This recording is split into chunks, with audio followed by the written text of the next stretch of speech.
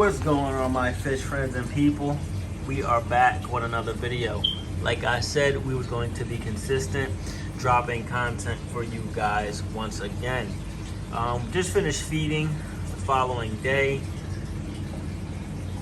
Dojo Loach is huge. Gotta put some weight on him. Feeding crazy once again. Got some bloodworms coming for another video tomorrow, most likely.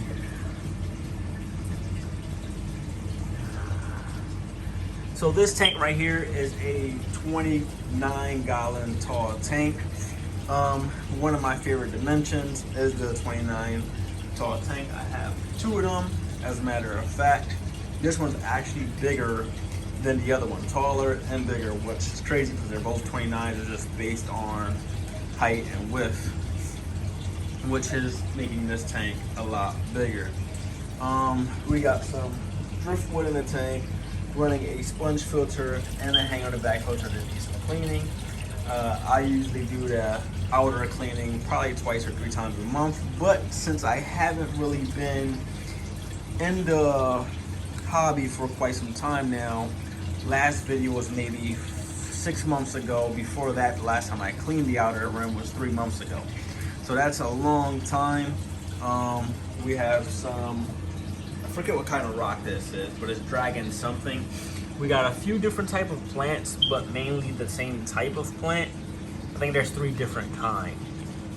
They're not looking the greatest because I haven't been cutting them or feeding them their type of food. I usually have a chemical that gets added into the tank, some sort of iron that helps them out, but I haven't been doing that. Like I said, we just getting back. I got some more cleaning to do on the glass. As you see, that's not actually the tooth of the skull, that's just the glass right there. And then on the back corner you kind of see some black algae there.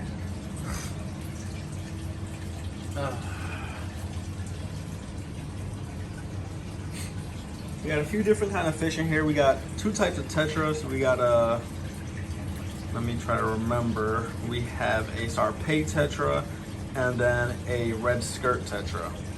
We have a few different kind of cory cats. We have the common cory cat, which is right here. We got the high fin, which is that one, the spotted high fin. We have the panda cory that just skirted off back there. I think we have 3 or 4 albino tetras, and then we have, I think that's it. Yeah, that's what we got in there. Might be one other type of cory cat. Just can't remember at this time. And then the Dojo Loach, and then back here somewhere there is a albino plecos somewhere in there. He'll come out nighttime. Lights will be going off shortly, but we just did a quick feeding and then just some white sand. And then a light right there. Down here we have another 29 long tank that's just sitting for right now. We'll be getting this tank up and running real soon. This tank will house a pair of rams. And then I'm thinking quarantine, just a 10-gallon tank quarantine. If I end up doing something with it, maybe some cherry shrimps.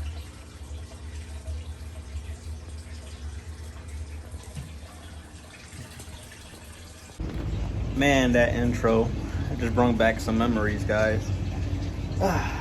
Probably was expecting a video yesterday. I recorded half of the video and didn't know how to end it. So it's gonna roll in today's video and probably be 2 parts. Talk about the journey that we're getting ready to take in our To Become FishRoom. And I think that's what I'm going to name it, To Become.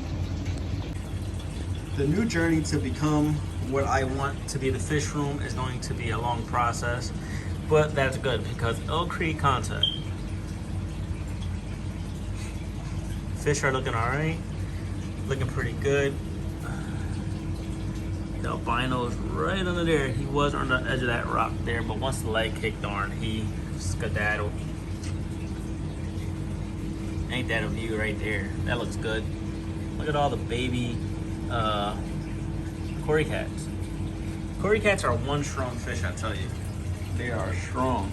I gotta level the tank out a little bit. I'm gonna do some maintenance. Probably not right now or in this video, but we got some maintenance to do. Got some cleaning to do on this tank here and some scaping along with this tank here. I'll be getting supplies within the next couple of days to get this tank up and running the way it's supposed to.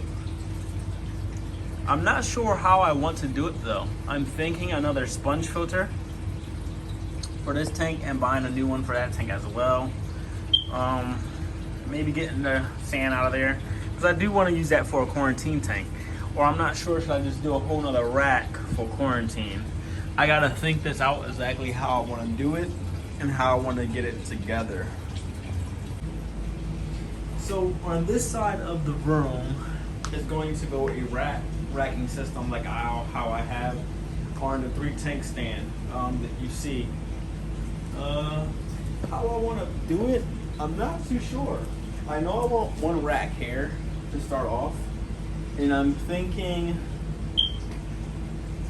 2 40 breeders up top, and then 2 20-gallon tanks, and then a row of 10s, and then the bottom filtration.